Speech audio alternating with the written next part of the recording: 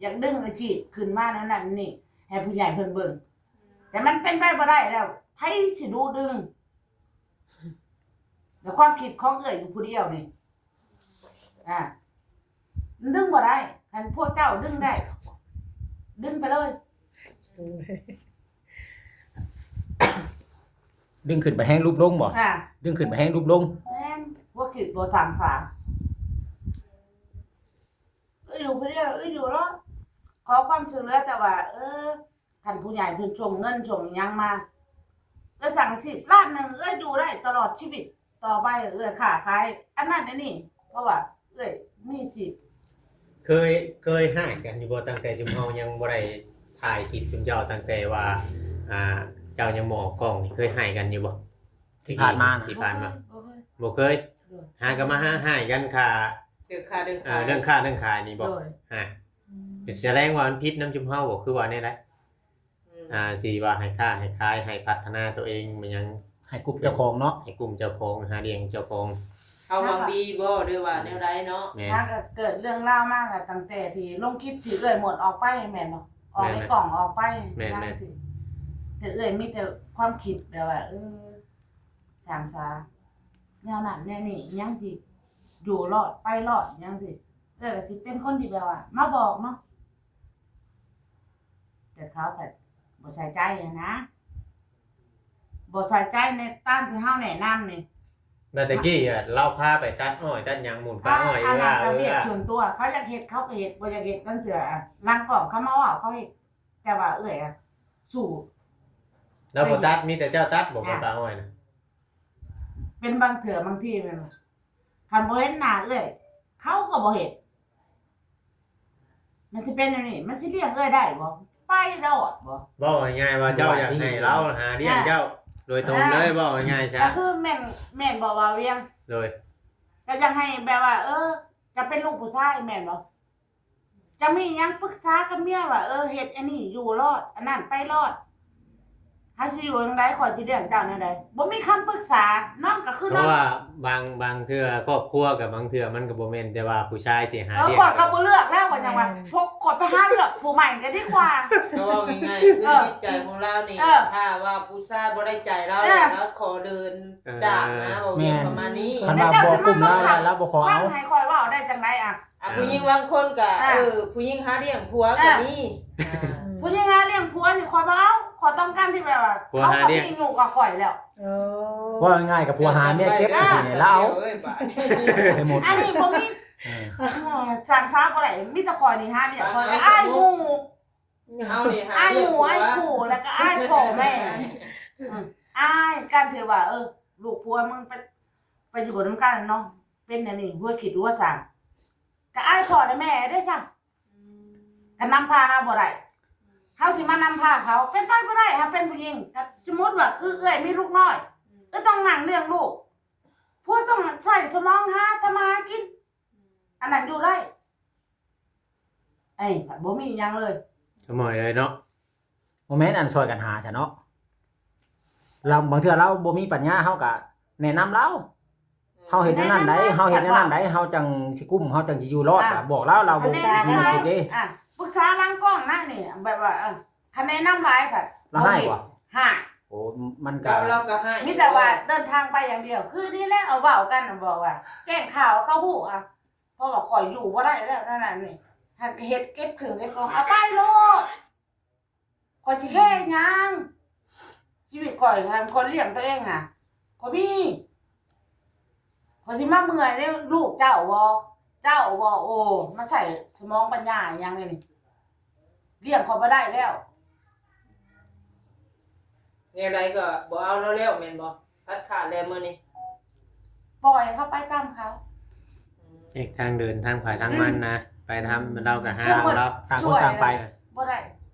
เราหาของเราเลยตามที่หมดนี่แล้วสิอยู่บ่ยังสิถามอีกเทื่อนึงอันนี้ถ่ายทำแล้วสิถามเบื้องหลังชุมเจ้าว่าคลิปเนาะหลังคลิปชุมเจ้าถามสิเอาได้ใดสิเริ่มต้นใหม่บ่หรือว่าสิตั้งใจใหม่บ่หรือว่าอีหยังสิก็ขอให้อภัยแต่คันว่ายังสิเริ่มทางไปสิไปแล้วแต่เจ้าว่ายังมักอยู่ยังนี่เอามานั่งนำกันแล้วไปยังบ่ ยังมักอยู่จักแก ซื้อกันต่อหน้าเลย บ่อันนี้ให้ถามเพิ่นหล้างกล้องแม่นบ่ โอ้แต่ถ้าพ่อจ้อยวันนี้ อ่ะ เปลี่ยนแปลงหรือว่าเปลี่ยนจาก คันว่าเฮา มา แนะ เป็น นำ ใหม่ อันนั้นอันนี้อ่ะบ่เที่ยงเฮาน่ะ มันก็อยู่กันรอด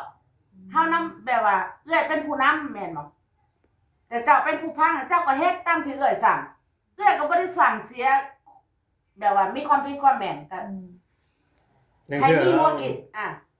นั่นคือเราเฮ็ดบ่ได้แบบแนวทางตัวนี้นะ เฮ็ดบ่ได้เจ้าสิเปลี่ยนอาชีพใดเจ้าก็เฮ็ดเจ้าก็บอกออกมาให้ผู้ใหญ่เพิ่นฟังอันนี้เครื่องๆตั้งเครื่องกลางเอื้อยมาใส่สมองนั่นก็เบิดแล้ว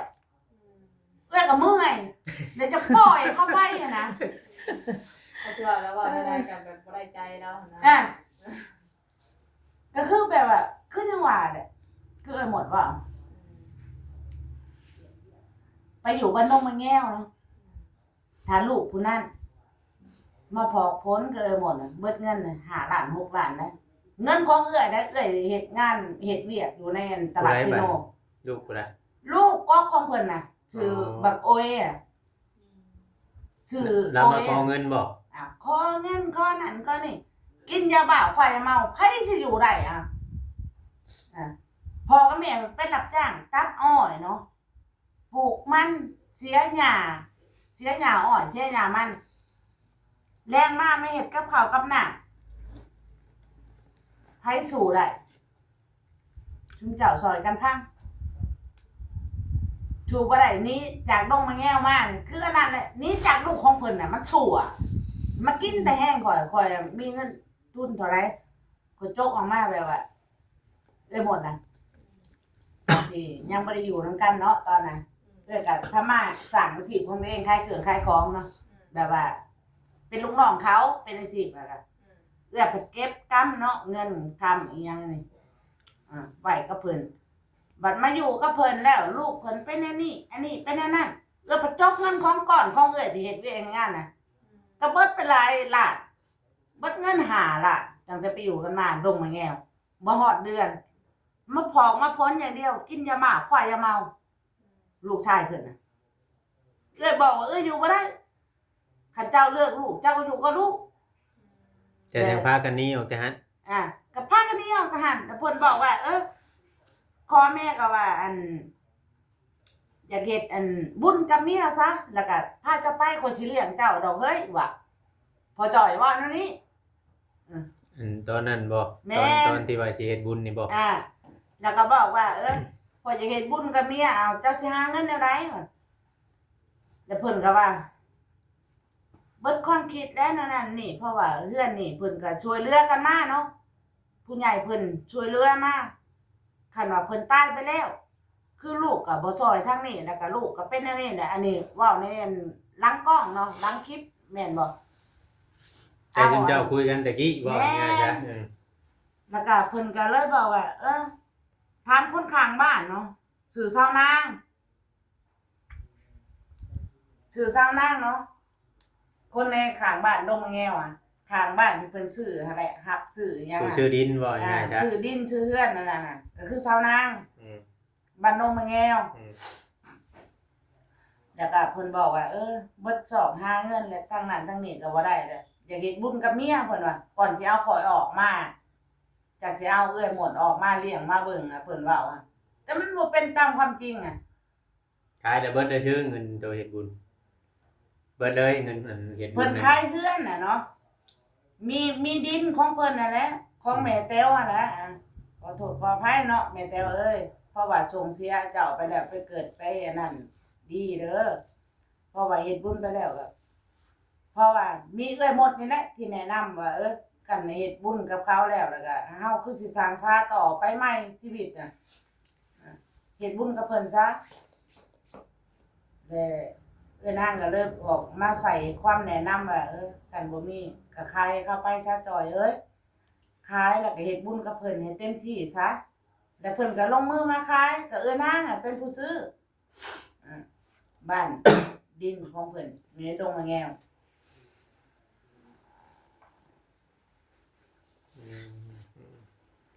เฮ็ดบุญกับเพิ่นจากเรื่องที่เฮ็ดบุญเนาะเพิ่นก็มีเงินยืนซื้อมื้อลูกจากขาย เพื่อนอันนั้นฮะจากขายเพื่อนขายดิน ได้อยู่40,000นะได้อยู่40,000นะ คือว่า50,000จ้ะตอน 50,000นะคืออันนี้มันล้างคลิป50,000นะเพิ่นเอาบ่ได้น้องสาวเพิ่นเอาบ่ได้อันนี้ ไปดงเมืองแย่รถเขาเจ้าอยากได้ข่าวว่าเรื่องขายดินขายดอนเพราะว่าชาวนางเป็นผู้ถ่ายคลิปถ่ายทำอีหยังเบิดทุกอย่างล้างคลิปนะว่าให้ได้ แสดงว่าขายดินนี่40,000 40,000 บัดนี้พออันตอนนั้นข่อยว่าจะใกล้คืนนั่นมันว่า53,000เนาะ แต่ว่าให้เพิ่นน่ะให้เว้าชาวนางบอกว่า ให้เว้าว่า50,000ให้เว้าว่า50,000แต่ว่าจ่าย ขายจุ่มขายบ่จอยกันเนาะ40,000กันเนาะ ก็เพิ่นให้บุญกับเมีย มันมีคนบังคับบ่เฮ็ดบุญคือว่าแนวใด ก็คือมีชาวนางอะนะ แล้วเป็นพี่น้องกันบ่ เขาบ่ได้เป็นเรือนน้องเป็นคนเฮือนไก่เขาเป็นคนเฮือนไก่แต่เขาอยากได้เนาะน้องเพิ่นอยู่กรุงเทพอิหยังสิอยากเอาพอมันดินตอนหญ้านั่นมันติดกับของน้องชายเพิ่นแม่นบ่เพิ่นอยากได้ต่อเรื่องเลยนะทางเข้าทางออกมันยังง่ายเพิ่นก็บังคับขายอิหยังสินะก็บ่ได้เต็มใจขายเราก็จะเฮ็ดบุญกับเมียแหละนะแล้วเรื่องมากอะปัญหาสิเอาข่อยไปอยู่แล้วก็ลูกชายเพิ่นเฮ็ดกับข่อยแนวนี้เพิ่นก็ได้ขายแล้วเฮ็ดบุญให้มันแล้วมันทั่วก็แบ่งเงินให้ลูกฮะคนละล้านหรือ2ล้านนี่แหละคนละพันน่ะนะคนละพันจากเหลือสิฝากเงินไว้เฮ็ดบุญน่ะก็มื้อที่เฮ็ดก็มื้อเฮ็ดบุญกับอันแม่แต้วอะก็เกิดเรื่องเกิดราวนั่งแต่ค่าฮักอะเด้ก็เดินทางเฮ็ดบุญแล้วก็ไปเฮ็ดเวียกเฮ็ดงานกับพ่อจอยแม่นบ่ แยกทางกันเลยแนวบุญ แยกทางกันเลยเฮ็ดบุญแล้วก็แยกทางไปทำมาหากินแล้วก็มาเกิดเหตุกับที่ว่านางแต้นค่าฮักรถตั้มอ่ะคือไปเฮ็ดมื้อเฮ็ดบุญกับแม่พ่อแม่ยังบ่ได้มาแต่ลูกอ่ะเฒ่าจัดแบบว่า มีคนบังคับให้ชาวนางอ่ะ แม่นบ่เฮ็ดบุญเฮ็ดศีลก็สิไปบังคับกัน บังคับเพราะว่าขายไปแล้วเจ้าต้องมาเฮ็ดบุญในไผมันนี่ข่อยอยากมากเฮือนข่อยอยากเฮ็ดอันนั้นอันนี้มันเป็นที่ของเขาแล้วนะที่เขาบังคับเฮ็ดอันนี้เห็นเจ้าไปถาม ขายดินมันยังให้ได้ให้เฮ็ดไว้แล้วเพิ่นสิมาเฮือนออก แม่น โอ้ แต่คู่มื้อนี่จักหมากหรือบ่หมากก็บ่ฮู้ แต่บังคับกันจุบ่อยก็บ่ได้เข้าไป นั่นแหละ ต้องจากปากเราบ่หรือว่าอะไร ได้ยินจะปากไผ จากนางบ่หรือว่าอะไร ได้ยินจังได๋ก็เว้าแอนกันน่ะสิได้ยินอิหยังก็นั่งอบรมกันมันบ่แม่นหลังกล้องอันนี้เอื้อยเว้าคือว่าเราร่วมกันในตอนนั้นในตอนตั้งแต่ขายดินได้เฮ็ดบุญขายทั้งดินทั้งเฮือนนะเนาะขายเบิดนะน้ำหันน่ะก็ง่ายๆซะมันดินมันบ่ได้แม่นขายให้นางขายให้น้องเรา น้องเราเป็นผู้ชื่อชาวนางเราก็เฮ็ดคลิปอยู่คลิปชาวนางบ้านดงเมืองแง่วนะเจ้ากดเบิ่งช่องมีอยู่มีเบิดมีหลักฐานเบิดอันนั้นนี่ถ่ายลังคลิปมีเบิดขายแล้วก็มอบเงินฝากไว้กับเพิ่น 30,000 สิเอาไว้เฮ็ดบุญ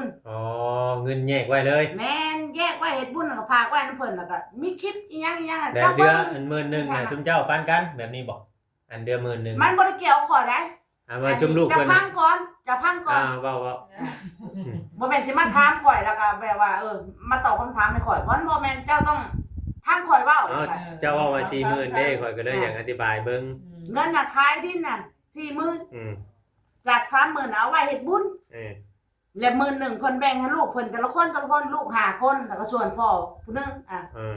ได้ทุกคนละเท่าไหร่ใน 40,000 บาทนะ10,000สิเนาะ10,000 เนาะว่า 30,000ไว้นำเอนางเด้ยัง10,000ปันกัน5คนโดยได้ผู้ 2,000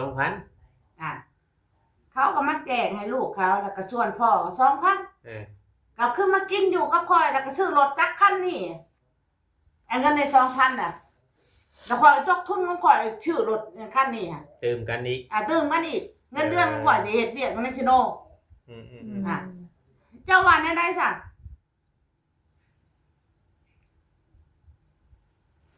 เนี่ยมันผ่านไปแล้วก็ให้มันจบซะในเรื่องขายดอกขายดินแม่นเก็บมาเว้าซะมันผ่านได้ซะมีแต่ว่า เอาปัจจุบัน ปัจจุบันมีได้แล้วเจ้าก็จังน้อยก็โอ้ลมกับเราไหมคำว่าสิว่ามีเรื่องสิกุดลมกับเราแหละคำเราสิยอมเปลี่ยนยอมแปลง จะเว้าน้ำเราก่อนเนาะ แม่ เป็นเมียน่ะส่วนตัวเว้าคุยกันเบิ่งดูหรือว่าสิให้ทาง ไป เฮา บ่ บ่ มีประโยชน์ บ่ยันไปว่าให้ชุดเจ้านี่ไปถ่ายถ้ำซะแล้วก็ถามเราแล้วกลับมาถ่ายกับข่อยไปนี่เขาตอบได้ไรแล้วก็เอาคำถามที่เขาตอบมาแล้วก็มาถามเอื้อยจะตอบได้ไรเอาแล้วนี่มันถูกต้อง เฮาถามแล้วเมื่อกี้นี่เฮา อัน ถาม นี้ไปถามใหม่อ่ะ ถามใหม่อีก ให้โอกาสใหม่ ให้โอกาสใหม่ให้ไปถามใหม่ เดี๋ยว แล้ เรา วก็ เปลี่ยนใจได้บ่เวียง แม่นบอกคนเฮาน่ะมัน ต้องให้โอกาสเนาะดีแล้ว ถ้าว่าทางพ่อจ้อยเพิ่นเปลี่ยนแปลงเจ้าสิเอาแม่นบ่ เอื้อยนี่พร้อมให้อภัยคือตั้งแต่ลูกเต้าอะแหละคันฮู้ว่าผิดฮู้ว่าถูกเอื้อยก็ให้อภัยเสมอเพราะว่าคนอย่างเอื้อยเกิดมาชาติเดียวนี่จะให้อภัยคนตลอดไปบ่ เราก็สิฮักเจ้าแห้งนั่นแหละฉันเราบ่ให้ดอกค่อยว่า เขาให้ก็ซ้ำนั่นแหละให้แกล้งหน้าบอกก็บ่ฮู้ ว่าเรา คน เคย บ่มี บ่กำลังบ่ฮักบ่แพงนี่บ่ให้ได้ เนาะ บ่ให้เนาะ เพราะว่าบ่มีไผแหละเด้ซะก็เห็นบ่นางแต้ไปครอบครัวของเขานางตุ๊กก็อยู่ครอบครัวของเขาเราสิกลับไปอยู่บ้านของลูกก็เราอยู่ผู้เดียวเราสิไปดักกระป่วงบ้าคันบ่มีเอื้อยอยู่เอื้อยดึงอยู่หั่ ก็ น นั่นแหละจังว่า แล้วบ่ยอมหักคำเอื้อยว่าอันนั้นนี่ อย่าละปวงบ้าแล้วไปจังให้เจ้านะคนดีกับเรา ว่าเนาะเคยป้าเมียชื่อกับเมียป้าชื่อกับพวง ให้ไป ว่า ถามเขาแล้วก็มาถามเอื้อยอีกต่อ เลย โดยอ่ะจบคลิป เอา เนาะ ซะ เด้อ เอื้อยก็เมื่อยแล้วเนาะ เด้อ เอาสบายดีเด้อซะเด้อ สบายดี เอาพี่น้องเอ้ยคลิปนี้ก็สิประมาณนี้ผิดพลาดประการใดขอโทษขออภัยเด้อนำพ่อแม่พี่น้อง FC ที่เข้ามาเบิ่งมาชมเบิดสุขุสุขคนไว้พบกันใหม่ในคลิปต่อไปสำหรับคลิปนี้สบายดีพี่น้องเอ้ย